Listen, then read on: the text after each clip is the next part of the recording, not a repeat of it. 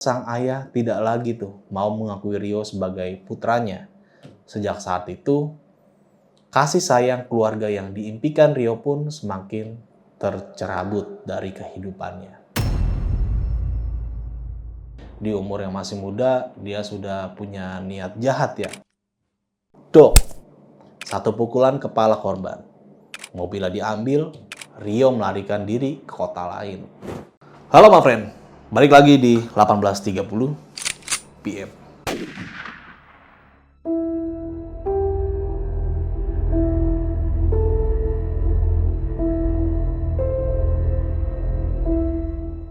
Oke, kali ini kita akan membacakan sebuah kisah. Ini tentang seorang anak yang dibuang dari keluarganya. Dan akhirnya anak ini menjadi sebuah penjahat.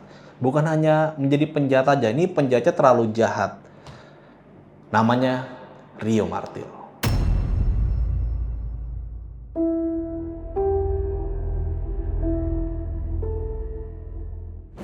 Halo my friend, hari ini kita akan menyelami kisah kelam sekaligus tragis dari seorang pria yang dikenal dengan nama Rio Martil.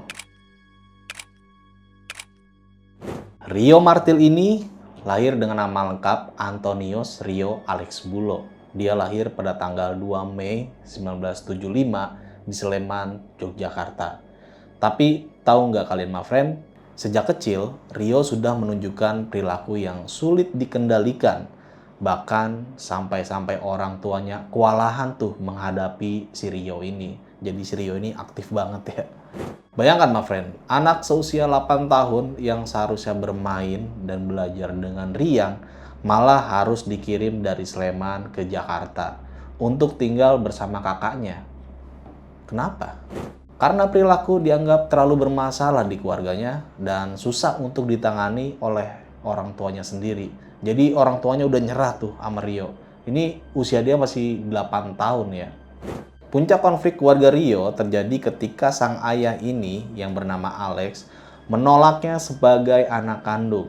Penyebabnya, Rio menolak mengikuti ayahnya pindah agama. Keputusan ini membuat sang ayah tidak lagi mau mengakui Rio sebagai putranya. Sejak saat itu, kasih sayang keluarga yang diimpikan Rio pun semakin tercerabut dari kehidupannya. Seorang anak kecil yang sangat membutuhkan pengakuan dan kasih sayang dari orang tuanya justru harus menerima kenyataan pahit bahwa ia ditolak oleh ayah kandungnya sendiri. Ini adalah luka batin yang sangat dalam, bukan my friend? Mengungsi ke Jakarta bukan pilihan, tapi pembuangan sebelum konflik agama memuncak. Rio memang sudah menunjukkan tanda-tanda kenakalan yang sulit diatur. Kenakalannya sudah sangat parah sejak usia 8 tahun, my friend. Orang tuanya di Sleman merasa tidak sanggup lagi menanganinya. Jadi memang kedua orang tuanya ini udah nyerah Akhirnya mereka memutuskan untuk mengungsikan Rio ke Jakarta. Kata mengungsikan ini penting, my friend. Ini menunjukkan bahwa Rio bukan sekedar dikirim untuk mencoba peruntungan baru, melainkan dibuang atau disingkirkan karena dianggap sebagai masalah yang tak teratasi. Harapan agar Rio berubah di bawah asuhan kakaknya di Jakarta ternyata tidak pernah terwujud, my friend. Justru di sana perilakunya semakin menjadi-jadi.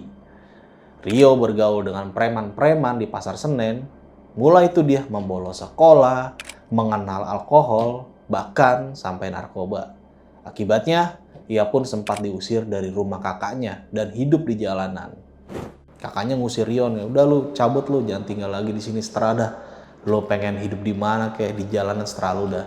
Dan disinilah Rio kemudian diasuh oleh seorang ibu angkat bernama Ibu Ina, seorang penjual sayur di Pasar Senen. Nggak tahu itu ya, Ibu Ina mau ngangkat Rio sebagai anaknya karena apa. Rio bertahan hidup di lingkungan yang kumuh dan keras. Dan disitulah Rio untuk mencoba bertahan hidup. Salah satunya dengan menjadi penjahat kecil yang menjual surat-surat kendaraan palsu. Di umur yang masih muda, dia sudah punya niat jahat ya. Salah satunya yaitu menjual surat-surat palsu kendaraan. Di tengah kehidupannya sebagai penjahat kecil di Jakarta, Rio ini menemukan jodohnya, my friend. Seorang perempuan bernama Tuti Alawiyah. Setelah merasa cukup mandiri secara finansial dari hasil menjual surat-surat kendaraan palsu, Rio memutuskan untuk menikahi Tuti. Mereka resmi menikah pada tahun 1994 dan dikaruniai tiga anak, yaitu Jerry, Jessica, dan Jenny. Jadi ada 3 J nih. Setelah menikah, Rio justru meningkatkan skala kejahatannya nih, my friend, menjadi pencuri mobil. Yang tadinya memasukkan surat-surat kendaraan, sekarang mulai naik satu tingkatan tuh, mencuri mobil. Bahkan, ia pernah mencuri 3 mobil hanya dalam 3 hari. Dan kehidupannya menjadi makmur. Gokil. Namun, Rio menjalani kehidupan ganda di hadapan keluarganya nih, my friend. Di depan istri dan anak-anaknya, ia membangun citra sebagai suami yang baik dan berpura-pura menjadi pedagang pakaian di Jakarta. Jadi, dia ngakunya sebagai pedagang pakaian nih. Dan di mata keluarga istrinya, Rio ini dikenal sebagai orang yang sangat sopan dan baik hati. Sementara itu, keluarganya sama sekali tidak mengetahui aktivitas sesungguhnya, yaitu sebagai penjahat, pencuri mobil.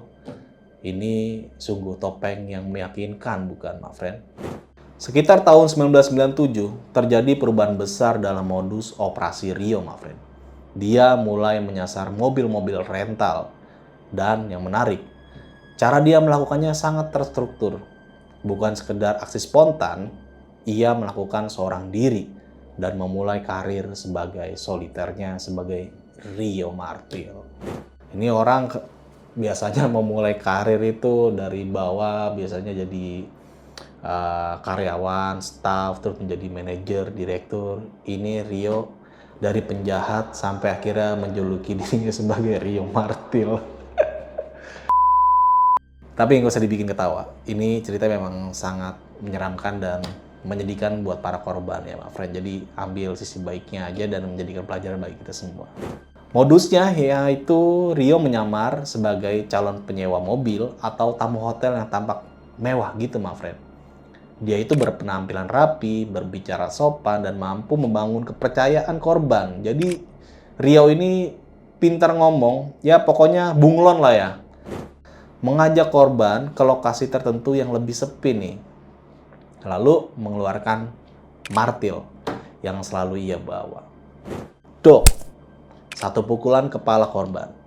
Mobilnya diambil, Rio melarikan diri ke kota lain.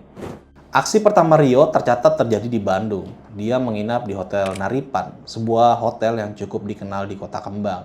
Di sana, Rio menyasar pemilik mobil rental jenis Timor. Nah, ini salah satu mobil yang sekarang udah langka ya.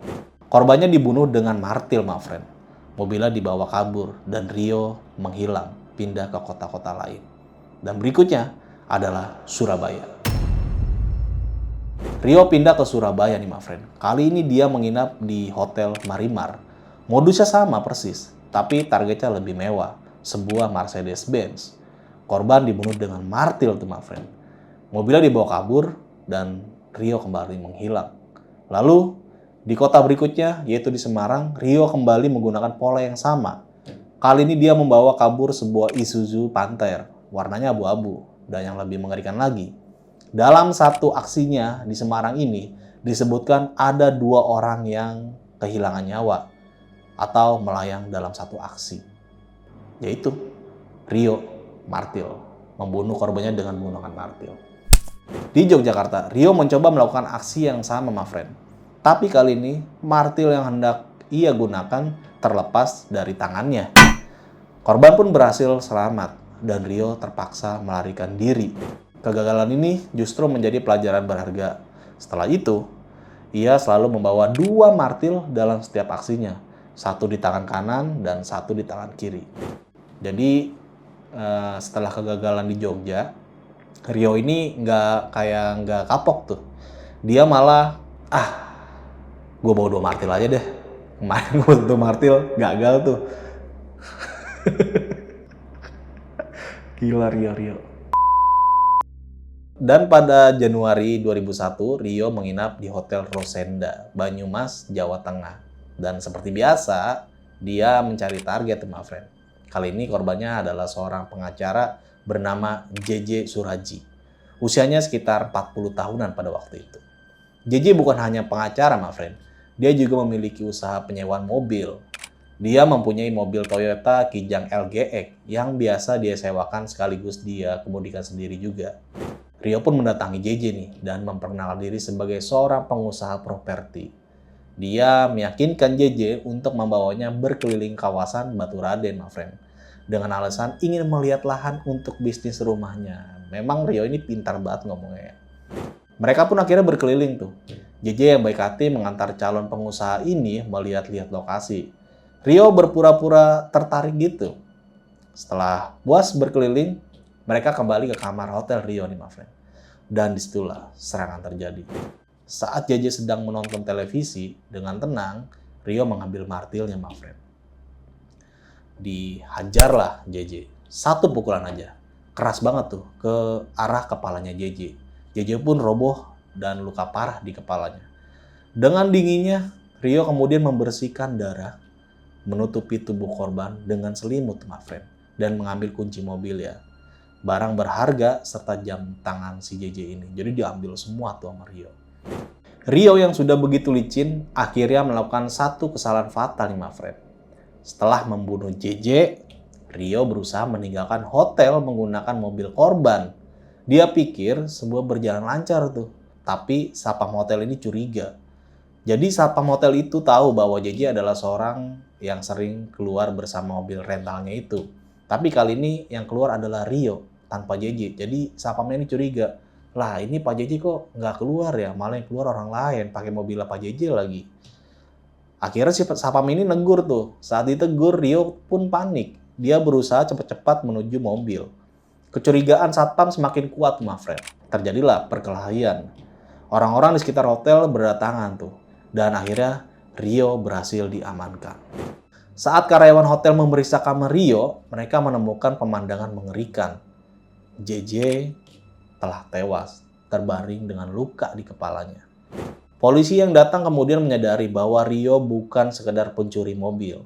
Dia ternyata telah menjadi buronan beberapa kali di berbagai daerah, yaitu Jawa Barat, Jawa Timur, dan Yogyakarta.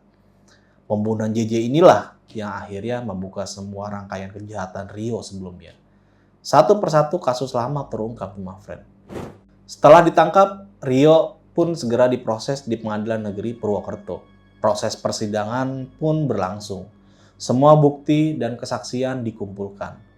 Pada tanggal 14 Mei 2001, pengadilan menjatuhkan vonis hukuman mati bagi Rio. Bayangkan, my friend, saat itu Rio baru berusia 23 tahun. Masih sangat muda, tapi sudah dijatuhi hukuman mati atas kejahatan-kejahatan mengerikannya itu. Rio tidak menyerah begitu aja, my friend. Dia mengajukan banding, tapi gagal. Kasasi, sama pun juga gagal. Sampai gerasi ke mantan presiden kita pada saat itu, yaitu Ibu Megawati. Presiden Megawati Soekarno Putri menolak gerasi Rio melalui keputusan Presiden nomor 16 strip G strip 2004 tanggal 29 Juli 2004. Setelah gerasi ditolak, Rio dipindahkan ke penjara super maksimum di Nusa Kambangan. Dia harus menunggu eksekusi mati. Rio dipindahkan ke lapas Permisan di Nusa Kambangan pada tahun 2004, my friend. Di sana dia bertemu dengan narapidana lain yang pastinya bernama Iwan Zulkarnain, usianya 34 tahun. Iwan ini adalah mantan pegawai PT Pos Indonesia yang sedang menjalani hukuman 16 tahun penjara karena kasus korupsi sekitar 40,9 miliar. Gila, di tahun itu 40 miliar ya. Cukup gede banget sih. Tapi di dalam penjara, Iwan ini menunjukkan sisi baiknya tuh, my friend. Iwan menjadi guru ngaji bagi Rio selama sekitar 9 bulan. Mereka berdua menjadi dekat tuh. Iwan mengajari Rio membaca Al-Quran, mengajarkan agama, dan berbagi cerita gitu. Hubungan yang seharusnya penuh dengan kebaikan dan pembelajaran, Rio, seorang narapidana mati, sedang belajar mengaji dari Iwan. Tapi semua itu berubah, my friend. Tepat di tanggal 2 Mei 2005. Hari itu, Iwan sedang mengajari Rio nih, mengaji seperti biasa. Kayak ngajarin alif, bata, sa, bata. Kok ya gitulah ya. Tiba-tiba hujan turun dengan deras tuh my friend. Air menetes melalui atap sel yang bocor. Iwan pun mengambil kain lap untuk membersihkan lantai yang basah. Saat itulah rokok Rio yang sedang dihisapnya jatuh ke lantai yang sedang dipel. Terjadilah cekcok kecil nih. Dan kemudian Iwan mengucapkan sesuatu yang membuat Rio tersinggung. Rio merasa diremehkan dan sisi brutal Rio muncul lagi. Kali ini tanpa martil, Rio memukul Iwan sampai jatuh. Kemudian dia menggunakan sarung untuk membengkak kepala Iwan dan membenturkan kepala korban ke tembok kamar mandi. Jedar, jedar, jedar. Kurang lebih seperti itu ya Pak friend ya. Iwan pun tewas ketika. Gila ini Rio. Setelah membunuh Iwan, Rio menjalani tahun-tahun terakhirnya di penjara. Upaya hukum terakhir yang dia ajukan, peninjauan kembali, juga ditolak oleh Mahkamah Agung. Pada tanggal 1 April 2008, berkas eksekusi resmi diterima oleh Kejaksaan Negeri Purwokerto, my friend. Menjelang eksekusi, terjadi perubahan pada diri Rio. Dia disebut sudah menerima kenyataan bahwa hukuman mati akan dijalankan. Rio melakukan beberapa hal di hari-hari terakhirnya itu. Yang pertama, meminta maaf kepada sesama narapidana, lalu meminta maaf kepada keluarga para korbannya melalui kuasa hukumnya, lalu meminta maaf kepada para korban-korbannya tuh yang sudah dibunuh oleh Rio ini. Dan menitipkan Al-Quran tuh yang biasa dia baca selama di penjara itu kepada ketiga anaknya ini. Dan itulah permintaan terakhir sebelum dieksekusi mati Rio Martil. Ini menunjukkan bahwa meskipun Rio telah melakukan kejahatan yang begitu mengerikan, di akhir hayatnya ada kesadaran tuh my friend. Ada penyesalan, ada usaha untuk memohon ampun. Tapi tentu saja my friend, itu tidak bisa mengembalikan nyawa-nyawa yang telah melayang. Tanggal 8 Agustus 2008 menjadi hari terakhir bagi Rio Martil. Saat itu usianya 33 tahun. Rio dibawa dari lapas Purwokerto menuju kawasan Desa Karangan Tengah, Kecamatan Cilongok, Kabupaten Banyumas. Sekitar tengah malam, di bawah langit yang gelap, pergu tembak melaksanakan eksekusi mati. Rio Martil meninggal pada malam itu. Jenazahnya kemudian dimakamkan setelah sempat muncul penolakan dari warga terhadap lokasi pemakaman awal. Akhirnya, Rio dimakamkan di TPU Sipoh, Desa Kejawar, Kecamatan Banyumas pada tanggal 9 Agustus 2008. My friend, sebelum kita mengakhiri cerita ini, ada satu hal yang sering muncul dalam cerita-cerita tentang Rio Martil ini. Ini adalah bagian yang paling kontroversial sih menurut gue ya my friend. Banyak yang percaya bahwa Rio Martil ini memiliki ilmu kanuragan atau ilmu kebal tuh. Ada cerita bahwa dia mampu melepaskan borgol dengan mudah, seolah-olah tanpa kunci. Jadi ya kayak ngelepas gitu aja. Beberapa penyidik dan petugas penjara Nusa Kambangan bahkan bersaksi bahwa mereka melihat sendiri kemampuan si Rio ini. Mereka percaya kalau Rio memiliki kekuatan supranatural. Yang lebih menarik, ketika Rio hendak dipindahkan menjelang eksekusi, ada petugas yang membawa daun kelor nih. Mereka percaya daun itu bisa menangkal ilmu kekebalnya si Rio Martil ini. Tapi penting untuk kita ingat bahwa ini adalah cerita dan kesaksian yang beredar, bukan fakta ilmiah atau fakta hukum. Tidak ada tuh bukti yang membuktikan bahwa Rio benar-benar memiliki kemampuan ilmu kebal. Yang jelas, my friend, apakah itu ilmu kebal atau bukan, Rio tetap tidak bisa menghindari hukuman mati. Daun kelor atau tidak, pada akhirnya keadilan tetap ditegakkan. Pelajaran berharga untuk kita semua, my friend. Kasus Rio Martil ini adalah tragedi berlapis. Dia adalah korban sekaligus pelaku. Dia adalah produk dari kegagalan keluarga, kegagalan lingkungan, dan kegagalan sistem. Pelajaran utamanya adalah setiap anak yang lahir di dunia ini adalah kanvas kosong. Lukisan di atasnya ditentukan oleh tangan yang memegang kuas, yaitu orang tua, keluarga, dan lingkungannya. Rio Martil adalah peringatan bagi kita semua. Jangan biarkan anak-anak kita menjadi kanvas yang dilukis dengan darah dan air mata. Sebagai orang tua, tugas kita bukan hanya memberi makan dan menyekolahkan anak, Tugas kita adalah memberi mereka agar tidak terbawa angin dan memberi mereka sayap agar bisa terbang ke arah yang benar. Jangan sampai karena kesalahan kita, anak-anak kita malah menjadi monster yang menakutkan. Semoga pelajaran ini bermanfaat, my friend. Jaga keluarga dan orang-orang terdekat kalian, karena pada akhirnya kasih sayang dan perhatian dari orang-orang terdekat adalah bentang terkuat yang mencegah seseorang jatuh ke dalam jurang kegelapan. Sampai jumpa di cerita-cerita berikutnya, my friend. Tetap waspada dan jaga hati. Bagi kalian semua yang ingin request, Bang, tolong dong bawain kisah yang satu ini, tulis saja langsung di kolom komentar. Dari gue Indra, saksikan terus video-video berikutnya. Kurang lebihnya mohon maaf. Wassalamualaikum warahmatullahi wabarakatuh.